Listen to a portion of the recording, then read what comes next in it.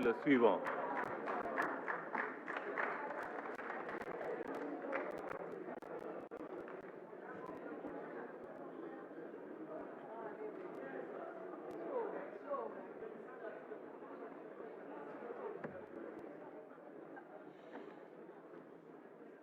Monsieur le Premier des ministres, Mesdames et Messieurs les ministres, chers collègues, Monsieur le Premier des ministres, vous nous avez servi une très belle littérature administrative, doublée d'une très belle poésie politique. Mais je suis au regret de vous dire que ce n'est pas votre vision, c'est la vision du chef de l'État.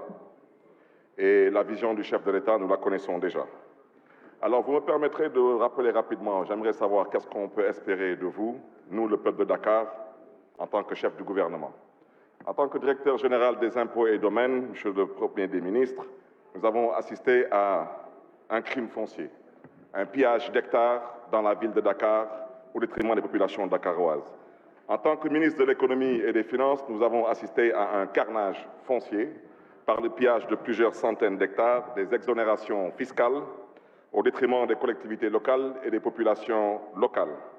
Et bien sûr, vous nous avez montré à quel point vous êtes un amoureux de Dakar en privant Dakar d'un emprunt obligataire, en participant au complot contre le maire de Dakar et en cherchant aussi à contribuer à la disparition de Dakar.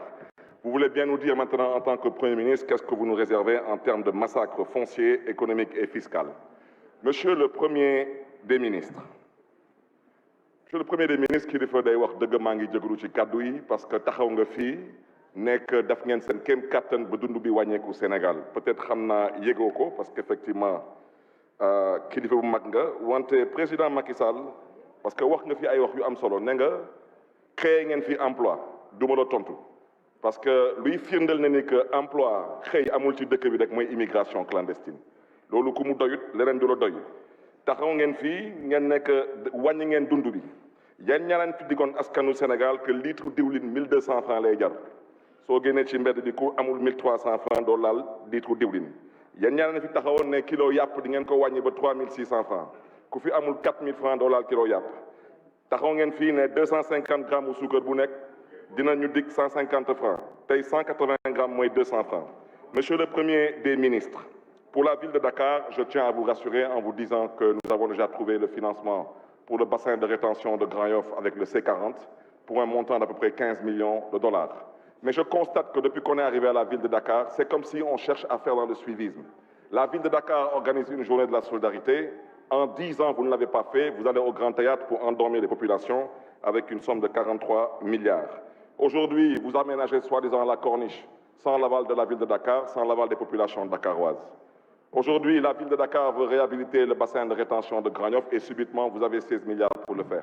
Sachez une chose, transformer Dakar en un Eldorado, Dakar vous a déjà vomi, Dakar vous a rejeté et Dakar vous invite à quitter le pouvoir en 2024.